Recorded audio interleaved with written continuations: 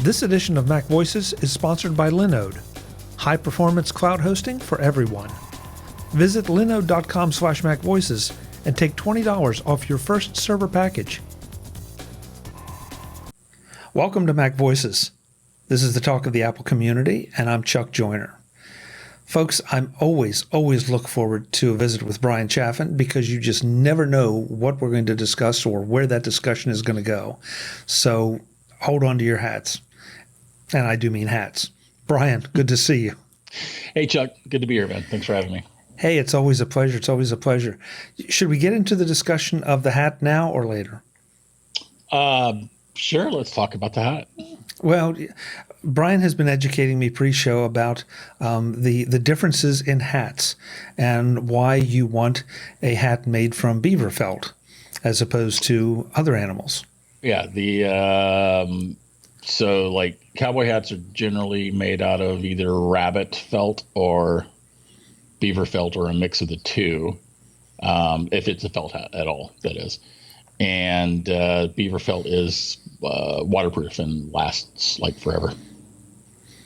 Which makes perfect sense. I just learned something. So now everybody else has too. Everybody else has too. Yeah. So if you're in the market for a hat, if you're in that market for a hat, consult with Bryan. Yes. I'm a hat expert, by which I mean I know almost nothing. Yeah. So Bryan, are you happy? No. No? Well, I don't think I was expecting that question. Not particularly. Why? Well, I would think that with all the Apple releases that have been happening over the past few months, that you would be happy. Oh, all right. Well, yeah. About that, I am happy that Apple is releasing more products. Yes. Okay, because I know that had been a big sticking point for you for a while. Apple stopped shipping new products. It was really annoying. Yeah. And so do you feel, and I'm, obviously we joke back and forth here a bit, but do you feel like they're getting back to a release schedule or were before COVID-19 that is more in keeping with what they should be doing? Well, I would say that Apple has actually released lots of products during COVID-19. Right? I mean, if anything, Apple's pace of new products has increased.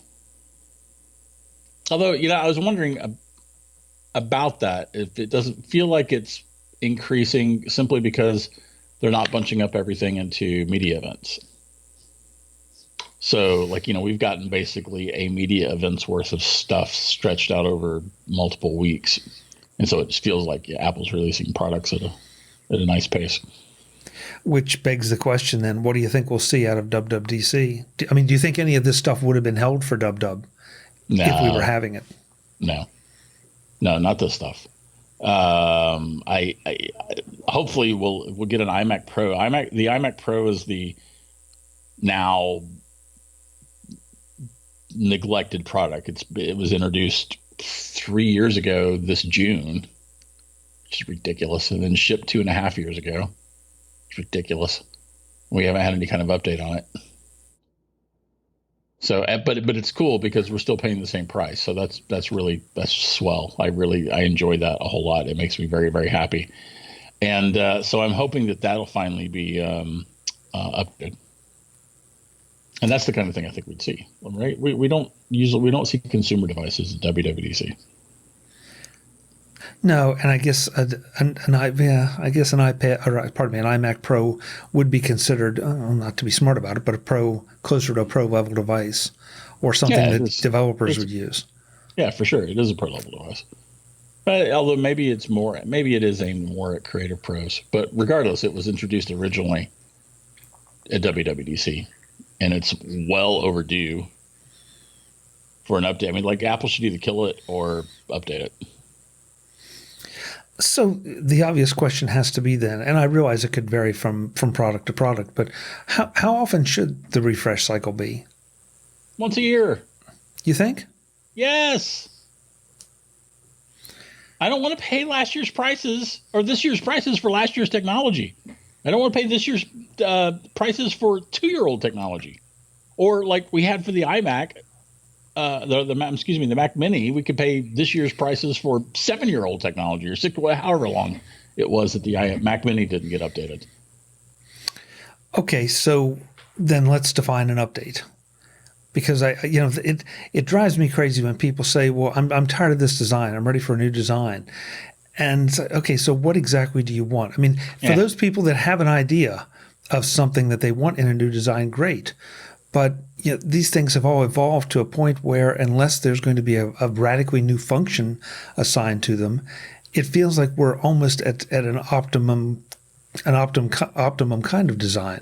Nah, there's no such thing. Design will continue to evolve and differ, even if the nature of the changes is less radical.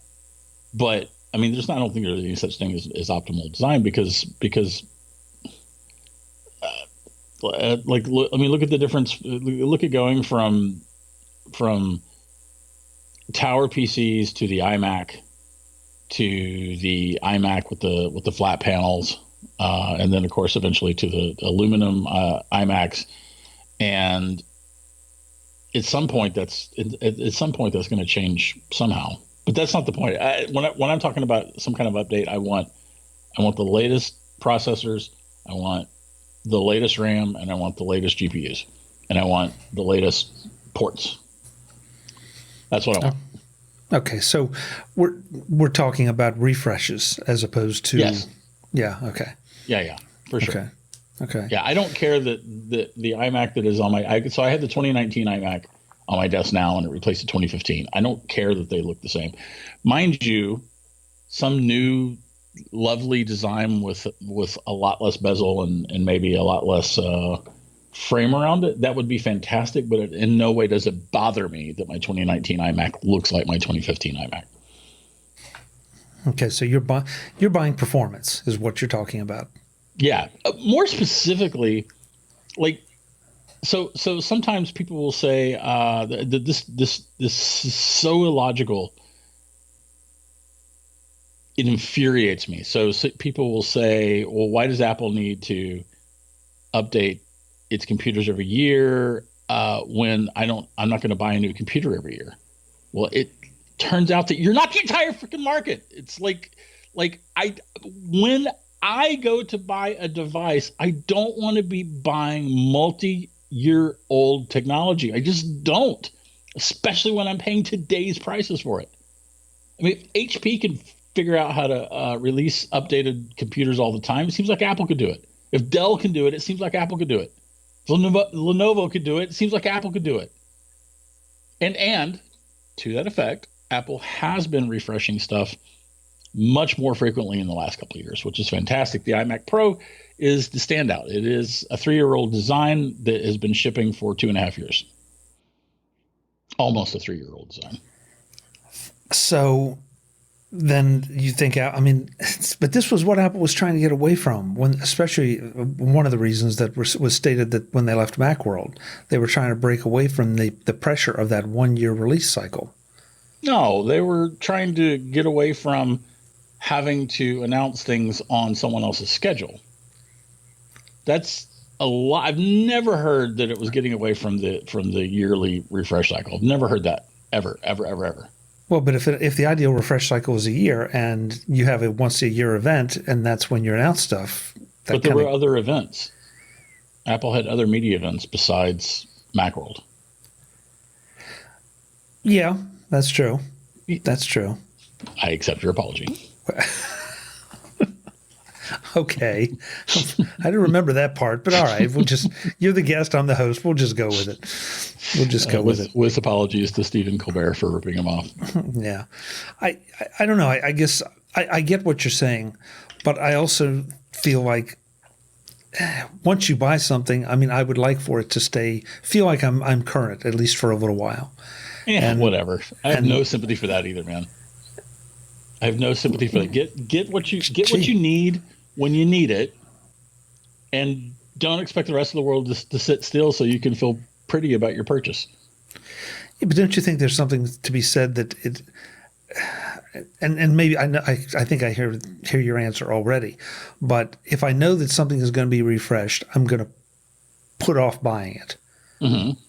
And and if you refresh too often, maybe I never get around to it. We're nowhere near too often. Like, products were going 2 years or more. Like with the Mac Mini, it was 5 years, however long it was. Right? We're nowhere. Like, once a year is not too much. Well, I agree with you on the Mini. I mean, the Mini took, way too long, and the ports, a number of the ports were out of date, and it needed that refresh for the connectivity. So I would go with you on that. The iMac Pro, honestly, I don't remember. Is the iMac Pro Thunderbolt 2 or 3? I don't know. If only we had some kind of way of checking in with a global collection of data. Let's see here. Let's look at the old Apple. And we're going to make some sausage right now.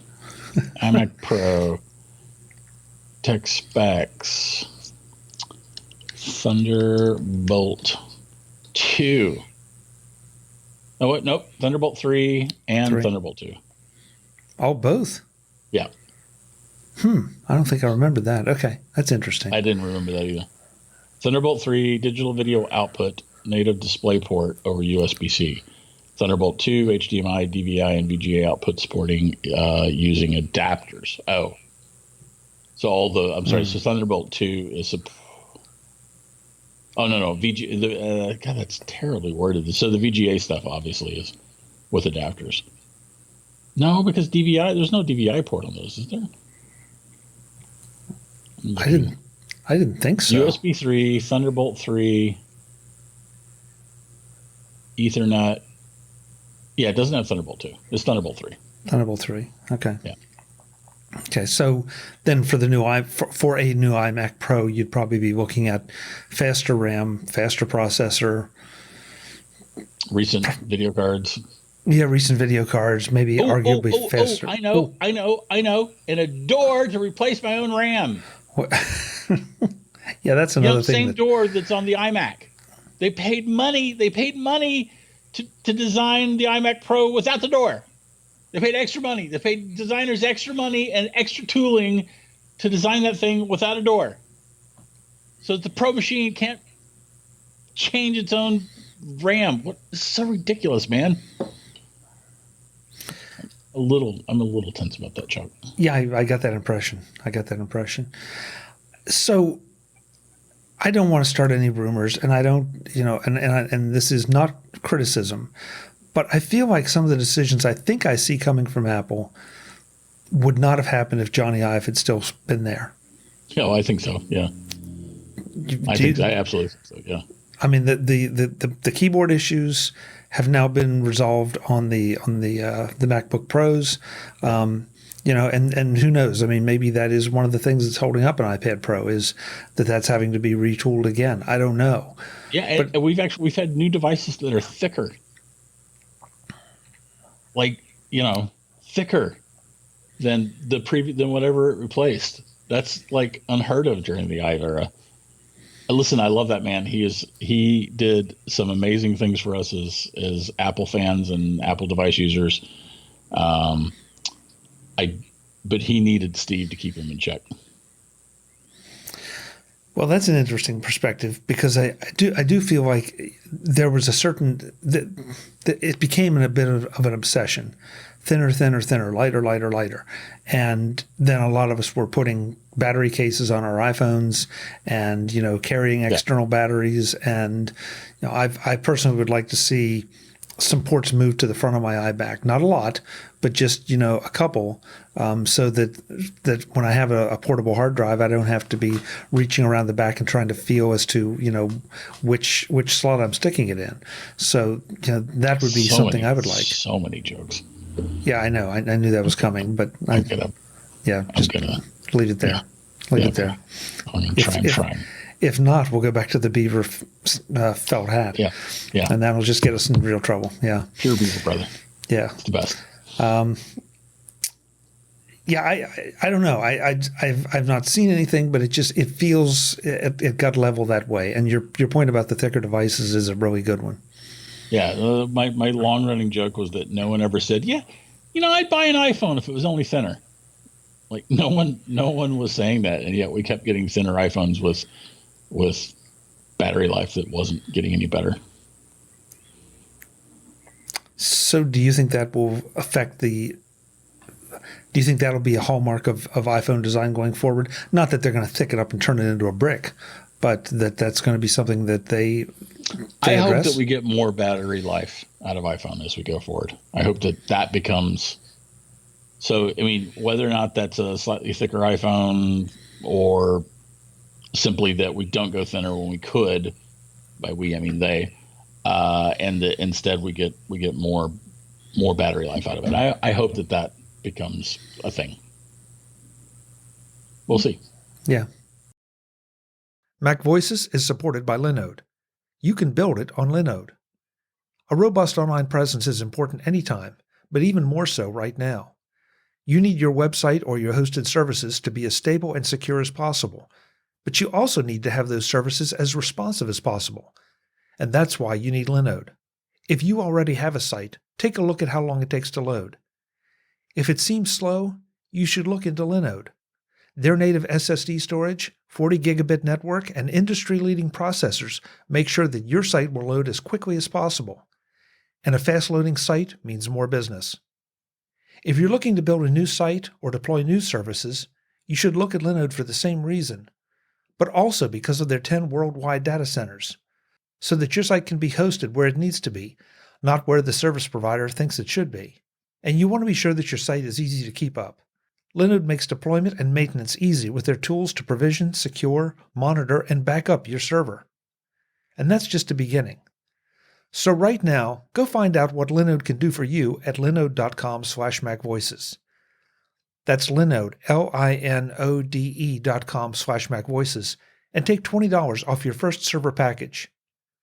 Linode.com/MacVoices to take $20 off your first server package. Get started now and have your new server up and online in no time. Thanks to Linode for their support of MacVoices. Okay, HomePod. HomePod, yes. What about it?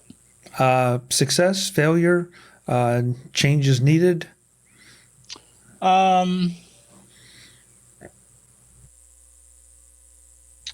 have an ice cream truck or something outside, so I apologize if you can hear it. HomePod is probably not a raging success commercially. How you define that, I guess is subjective. How Apple defines it is unknown. I think we will see. And so I've got 4 of them in my house. So I like HomePod. Although I would really, really enjoy it if my Apple TV remembered that I want my sound going out to the HomePod. I would love it if it would remember it. It seems like that should be it seems like whenever I fire up the Apple TV should go, last time he had this on, he had the sound going out to these HomePods. So maybe I should keep doing that. I would love for my Apple TV to be able to suss that out without me having to reset it like all the time, but whatever.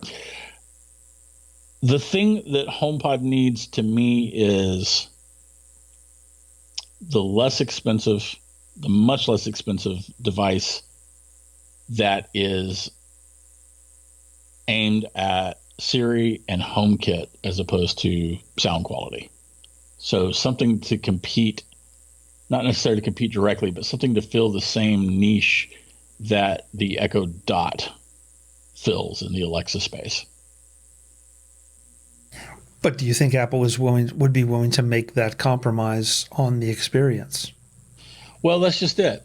If it is not being sold, if it's being sold as a Siri and HomeKit access point as opposed to a home listening device, yeah, Apple. That's not even a compromise. I mean, it seems like a no-brainer to me.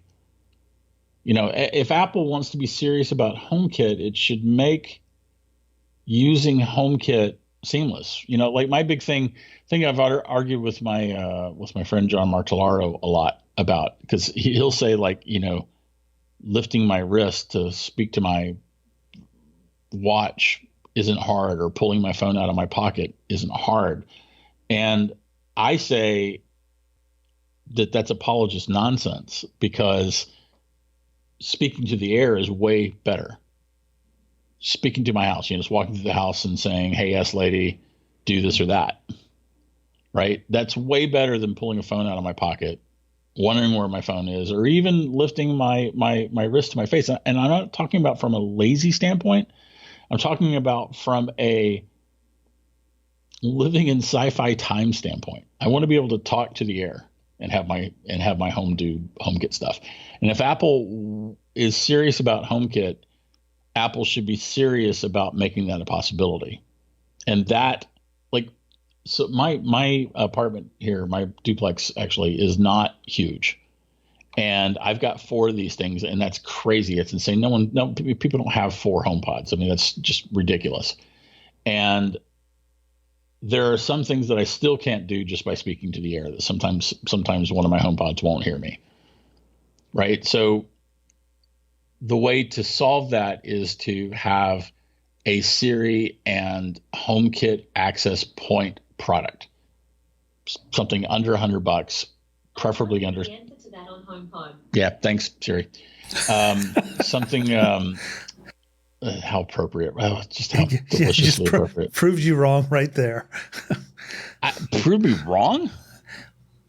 No. Well, she heard you. She did hear me. I wasn't speaking to her, though. I didn't say her name. Yeah, I have one on my desk. I would hope the one on my desk can hear me. Oh, okay. Yeah. Regardless, having an inexpensive device that's aimed at getting questions for Siri, getting information from Siri, or controlling my HomeKit devices, that should be a no-brainer. I hear what you're saying, and I don't disagree with it. I mean, I'll tell you, I feel like, with the exception in my house of the bedroom, any place on the first floor, I can call out her name and she hears me. In fact, she hears me sometimes when I don't want her to hear me, because I want to set an alarm, say, on my phone, specifically on my phone and not on the HomePod. And it'll just ignore the phone and go right to her, and she can be 2.5 rooms away. Sure. And so I feel like for me, think about people that don't have HomePods though. Well, because there are people. Yeah. They're $300 for what HomePod does. $300, or what is the price on these days? $199 right now, I think. You can buy. Is it on sale? They could be had for $199 at Best Buy right now. Yeah, what's the retail price though? I think it's still $349. I think. Okay, all right. So that price for what HomePod does, I'm comfortable with. But there are people that don't want to pay for the extra sound features. I'm not saying I want the existing HomePod to go away. I'm not saying that I want Apple to replace HomePod with something that has ordinary sound. I'm just saying that Apple should sell something alongside HomePod that is aimed at Siri and HomeKit. That time you said her name and she heard you. Yeah, I didn't say hey. So, I did say her name. And she did hear me. Yeah. Yeah, but that was the one. That was the one in my living room, as opposed to the one that's on my desk. The first one was the one on my desk. Explain that. I'm not going to. I'm not going to. So would you be comfortable with a device like that, Bryan, that could not support music playback? Yeah, I would. Well, I don't know if you want to artificially keep it from playing music. I mean, there are plenty of people that don't care about high music quality. I wouldn't use such a device for music playback. But there's no reason to artificially keep it from doing music playback. Well, I'm trying to think like Apple, and I'm looking at it, and they don't want to compromise on the experience, and they everything they do, they want to have quality, and so that's why I guess I struggle a little bit with having. Because you're operating from the assumption that a HomePod has to do good quality sound, and it doesn't. If your goal is to control your HomeKit devices and to get information from Siri. And I would agree with that. But again, trying to think like Apple, are they going to be comfortable with saying, okay, we're willing to compromise on that for the lower price and more access? I mean, I almost feel like I would. But see, what I'm about to describe would require you to have a HomePod, and then have these multiple access points set up so that if you had one HomePod, then you put 2 or 3 of these little access points around to talk to them, or to get audio feedback, but not music. I'd be okay with that. So you'd be okay with having the HomePod as a base station for that kind of thing? Yeah. Well, again, you probably shouldn't need. I mean, it should be able to use. Like Apple, it should actually be able to be its own base station like the HomePod can. It should. I mean, it should. I mean, if Apple isn't pitching it as an audio playback device first, and is instead pitching it as a Siri and HomeKit control device, the sound is inconsequential. You don't even have to call it a HomePod. Call it something else. Right? It doesn't have to be like the HomePod Mini. Could be. I mean, Apple could do that, but it doesn't have to be. It just should be cheaper to be able to talk to your house through the air. Well, I can't disagree with that. I can't disagree with that. I mean, because I have both the Apple solution and the Amazon solution here, and I use them for different things, and they both perform, in my opinion, pretty well for what I do with them. I know a lot of people prefer the Amazon solution simply because it seems to be a bit more versatile and more responsive, but we also know that it's also a bit more compromising on privacy. A bit more, yes. So yeah, sure. So a bit more. In that it's purpose-built to compromise your privacy. But whatever. That's just nitpicking. Well, I'm not sure. Do you really believe that? Yes, 100%. Amazon is putting these things in our house so that they can listen and develop our profiles and figure out what we need and stuff. I don't want that. Okay. I'm not. I guess I'm just not convinced. I have not seen any personal evidence that is driving any of the things that I see when I log into Amazon, or for that matter, any of the things that pop up on my web searches, or follow me around the web. I can very clearly say I looked at this on Monday and it followed me the whole way till next Tuesday, because I looked at it on the computer, but I've never seen anything pop up that was indicating that device heard me and told something that, okay, this is what Chuck is interested in, and he needs to be hard sold on it. So okay. AirPods Pro. Mm-hmm. Where do you stand on those? I've got a pair. Which ones? Oh, the Pro? Okay. Yeah, I still have my original AirPods too, but obviously not using them. Yeah, I like the Pros. Do you use the active noise cancellation on them? That is a good question. Because I think that I am. And I think that I am so routinely that I don't even think about it anymore. So yeah, I don't think I ever activate the pass-through. Okay. Unless I'm driving. Yeah, I ask just because again, we were talking pre-show, and if you're working at home primarily, why would you need it? other than what I've been going through recently with construction going on behind my house. But I've been quite content. As you can see, I'm wearing the regular AirPods, and that's what I've had now for a while. And I've looked at the pros, and I've thought about the pros, and but I may be one of those victims of the rumors of there's going to be a new version release, and it's like, okay, maybe I'll stick just wait, because these are doing fine for me. But sure. I would like the pros at some point. Do you find the fit as good as the regular AirPods? Way better. Way better. Way better. Yeah. The regular AirPods just sort of sit in your ear, and the AirPods Pro make a seal. Oh, okay. From that standpoint, yeah. Yeah. Okay. Yeah. So they stay better. They're not just hanging there. Sound quality is a lot better. I really like them. Okay. All right. Wow. I found something Bryan likes. I like it. There are a lot of things I like. I like my iMac. You know what I don't like though is I got this in December. Yeah, I picked it up in the last week of December, and I've already really banged up the front from shoving iPads and things under putting my iPad down in front of me in front of the keyboard and then hitting the front of it. I don't like the fact that I did that. It's all scuffed up. Sorry, you don't like the fact that you scuffed up what? I've scuffed up the front bezel, the front corner, the front edge of my own iMac, and it's only a few months old. It's all scuffed up, but that's on me. So I'm looking at the bottom bezel of an iMac and how much it's sitting off the ground, or off the desk. How do you scuff that up with an iMac? The one I'm putting it on top of. Oh, okay. Well, there you go. I've got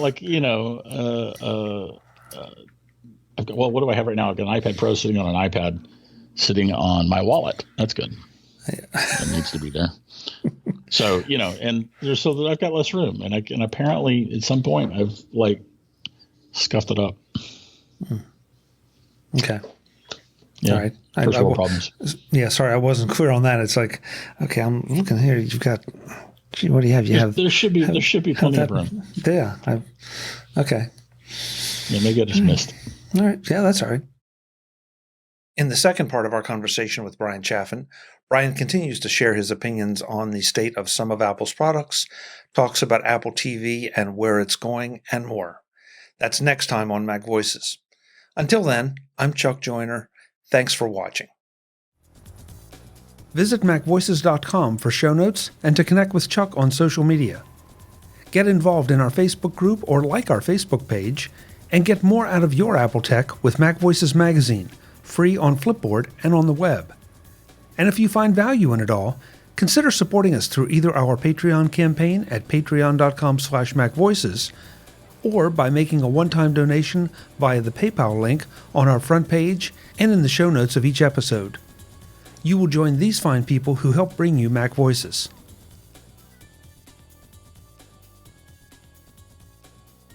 Advertising handled by Backbeat Media at backbeatmedia.com. Bandwidth provided by CacheFly at cachefly.com.